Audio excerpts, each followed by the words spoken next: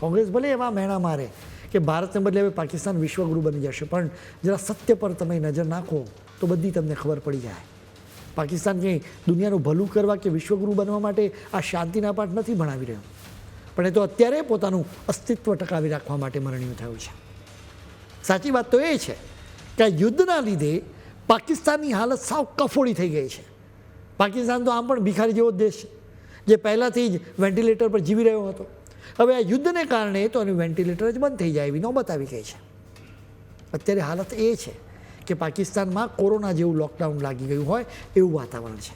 ત્યાં શાળાઓ અને કોલેજો બધું જ ઠપ છે અને અનેક ઓફિસોને પણ તાળા લાગી ગયા છે, કારણ કે તેમની પાસે ગાડીઓમાં પુરાવા માટે પેટ્રોલ કે ડીઝલ પણ બચ્યું નથી.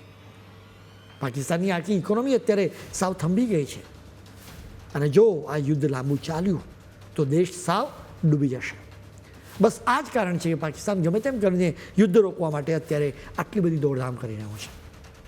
પાકિસ્તાન માટે આ શાંતિદૂત બનવાનો શોખ નથી, પરંતુ જીવ બચાવવાનો છેલ્લો રસ્તો છે.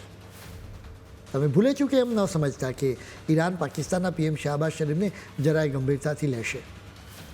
આખી દુનિયા જાણે છે કે શાહબાઝની છાપ તો એક ભિખારી અને જોકર જેવી છે, એટલે એમના શબ્દોની કોઈ કિંમત નથી. આ કદાચ ઈરાન પાકિસ્તાની સેનાના બોસ મુનીને થોડા ગંભીર લઈ શકે.